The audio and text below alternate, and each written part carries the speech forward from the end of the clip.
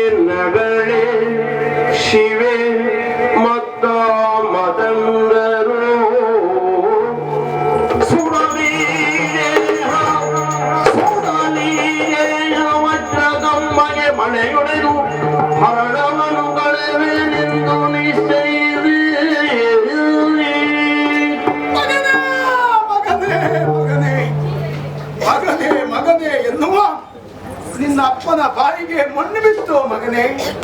ನಿನ್ನ ಏಳ್ಗೆಗಾಗಿ ನಿನ್ನ ಉತ್ಕರ್ಷವನ್ನು ಬಯಸಿ ಅದು ಎಷ್ಟು ಕೆಲಸ ಮಾಡಿದೆ, ಎಷ್ಟು ತ್ಯಾಗ ಮಾಡಿದೆ ಮಗನೇ.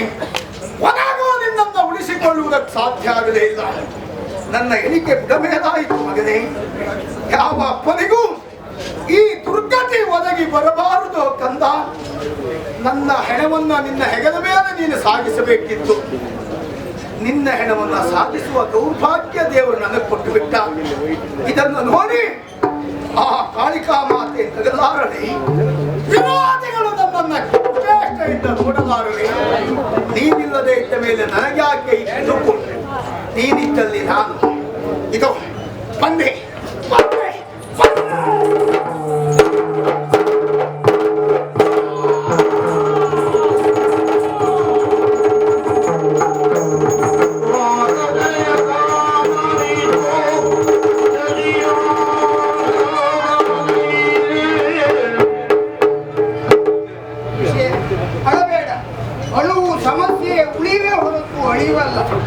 ಇದ್ದಾಳೆ, ಅವಳನ್ನೇ ಪ್ರಾರ್ಥಿಸೋಣ. ಅಮ್ಮ ತಾಯಿಯೇ, ಜಗಜನನಿ ಉದ್ಧರಿಸುತ್ತಾಯಿ. ಇವರ ಸಾವಿಗೆ ನಾನೇ ಕಾರಣನು ಎನ್ನುವ ಅಪವಾದ ನನ್ನ ತಲೆಗೆ ಗಂಟಿಕ್ಕುವ ಹಾಗೆ ಮಾಡಬೇಡ. ರಕ್ತ ಪಿಪಾಸಿನಿ ಆಗಿರುವಂತಹ ಅವಳಿಗೆ ಇವರ ರಕ್ತ ಸಾಕಾಗಲಿಲ್ಲ. ನನ್ನ ರಕ್ತವನ್ನು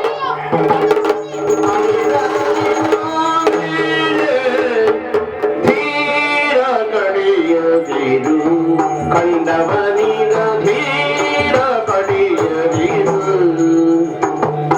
ಧೀರ ನಿನ್ನಯ ಭಾವತ್ತಿಗೆ ದೂರ ಹೋಗುತ್ತ ಸಾರಿ ಬಂದೆ ಧೀರ ಕಡಿಯದಿರು. ಅನಾಹುತ ಮಾಡಿಕೊಳ್ಳಬೇಡ. ನಿನ್ನ ಭಕ್ತಿಗೆ ಮೆಚ್ಚಿ ಮೈದೋರಿದವಳಾನಿದ್ದೇನೆ. ಏನಾಗಬೇಕು ಸನ್ನಿಧಾನದಲ್ಲಿ ಕೇಳಿತು. ಚಿತ್ತಜಾಂಬಗಿ ಲಾಲಿಸಾದುಡೆ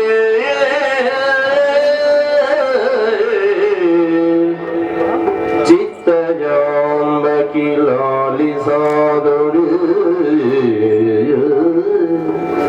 ಸತ್ತವರ ಈರ್ವರನು ಎತ್ತಿಸೋ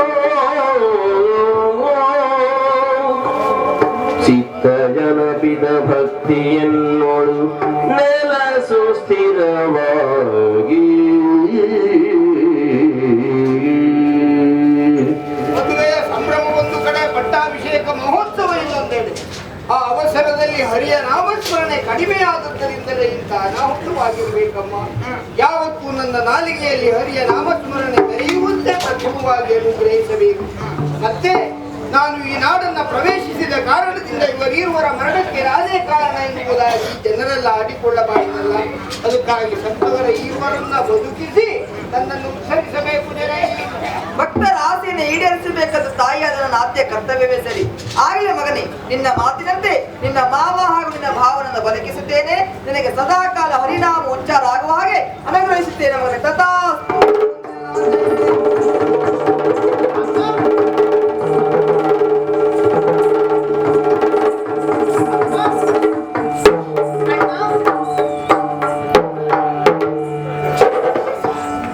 ನೀವೆಲ್ಲ ಎಷ್ಟೊತ್ತಿಗೆ ಇಲ್ಲಿ ಬಂದದ್ದು?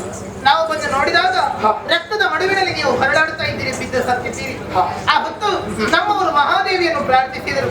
ಆ ದೇವಿ ಒಲಿಯದೇ ಇದ್ದಾಗ ತಮ್ಮ ಪ್ರಾಣವನ್ನೇ ಅರ್ಪಿಸುವುದಕ್ಕೆ ಮುಂದಾದರಪ್ಪ. ಆ ಹೊತ್ತು ಆ ದೇವಿ ಮೈದೂರಿ ನಿಮ್ಮನ್ನು ಬದುಕಿಸಿ ಬಿಟ್ಟಳಪ್ಪ. ಚಂದ್ರಹಾಸ, ನಿನ್ನ ದೊಡ್ಡತನದ ಎದುರುಗಡೆಯಲ್ಲಿ ನಾನು ಕುಬ್ಜಾದೆ ಎನ್ನುವುದನ್ನು ಪ್ರಾಮಾಣಿಕವಾಗಿ ಒಪ್ಪಿಕೊಳ್ತಾ ಇದ್ದೇನೆ. ನಿನ್ನನ್ನ ಹೇಗಾದರೂ ಮುಗಿಸಲೇಬೇಕು ಎನ್ನುವ ಕಾರಣಕ್ಕಾಗಿ, ನಿನ್ನ ಅವಸಾನಕ್ಕಾಗಿ ನಾನು ಎಷ್ಟೇ ಶ್ರಮ ಪಟ್ಟರೂ ಸಹ ಅದರಲ್ಲಿ ನನ್ನ ಶ್ರಮ ಯಾವತ್ತೂ ಸಾರ್ಥಕ ಆಗುತ್ತಿಲ್ಲವೇ ಇಲ್ಲ. ಪ್ರತಿ ಕ್ಷಣ ಪ್ರತಿ ಹಂತದಲ್ಲಿಯೂ ನಾನು ಮುಖಭಂಗಿತನಾದೆ.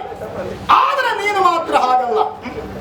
ಪ್ರವರ್ತಮಾನಕ್ಕೆ ಬರ್ತಾ ಬರ್ತಾ ಕುಂತಳ ಸಾಮ್ರಾಜ್ಯದ ಮಹಾರಾಜನಾಗುವ ಹಂತವನ್ನು ತಲುಪಿಬಿಟ್ಟೆ. ಇದಕ್ಕೆ ಕಾರಣ ನಿನ್ನಲ್ಲಿರುವಂತಹ ಒಳ್ಳೆತನ. ನಾನ್ಯಾವುದನ್ನು ಸಾಕಾರವಾಗಿ ಪಡೆಯಲಿಲ್ಲ, ಕಾರಣ ನನ್ನಲ್ಲಿರುವಂತಹ ದುಷ್ಟತನ. ಮಾಡಿದ್ದು ಮಹಾರಾಯ ಎನ್ನುವ ಹಾಗೆ ನಾನು ಮಾಡಿದಂತಹ ಪಾಪದ ಫಲವನ್ನ ನಾನು ಅನುಭವಿಸಿದೆ. ನೀನು ಮಾಡಿದ ಪುಣ್ಯದ ಸತ್ಫಲವನ್ನ ನೀನುಂಡೆ. ಮಗನೇ, ನಾನು ಮಾಡಿರುವಂತಹ ಕ್ಷಮ್ಯ ಅಪರಾಧವನ್ನು ಕ್ಷಮಿಸುವೆ. ಇದಕ್ಕೆಲ್ಲ ಮೂಲತಃ ಕಾರಣ ಮತ್ತಾರನ್ನೂ ನಾನು ದೂಷಿಸುವುದಿಲ್ಲ. ನಾನು ಹುಟ್ಟಿದ ನಕ್ಷತ್ರ ಅಂತಹದ್ದು. ಮೂಲ ನಕ್ಷತ್ರದಲ್ಲಿ ಉದ್ಭವಿಸಿದವನು ನಾನಾದ್ದರಿಂದ ಇಂತಹ ಕಷ್ಟವನ್ನೆಲ್ಲ ಅನುಭವಿಸಬೇಕಾಯಿತು ಅಂತ ತಿಳಿಸುತ್ತೇನೆ.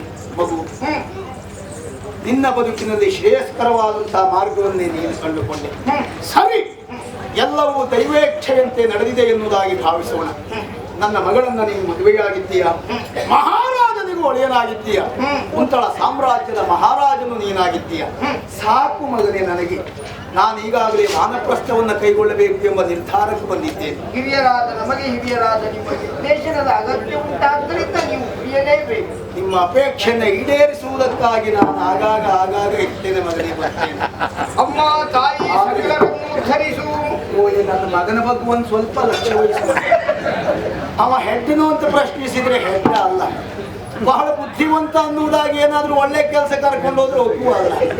ಒಟ್ಟಾರೆ ಒಂದು ಕೊಟ್ಟಿಗೆ ಬರ್ದೇ ಇದ್ದದ್ದು ಇಲ್ಲಪ್ಪಯ್ಯ, ಈಗ ತಲೆಗೆ ಒಂದು ಪೆಟ್ಟು ಬಿದ್ದ ನಂತರ ಸರಿಯಾಗಿ ಅಲ್ಲ, ಎಂತ ವಿಪರ್ಯಾಸ ನೋಡು. ಕೆಲವರಿಗೆಲ್ಲ ತಲೆಗೆ ಪೆಟ್ಟು ಬಿದ್ದ ಮೇಲೆ ಹೆಚ್ಚಾಗ್ತದೆ.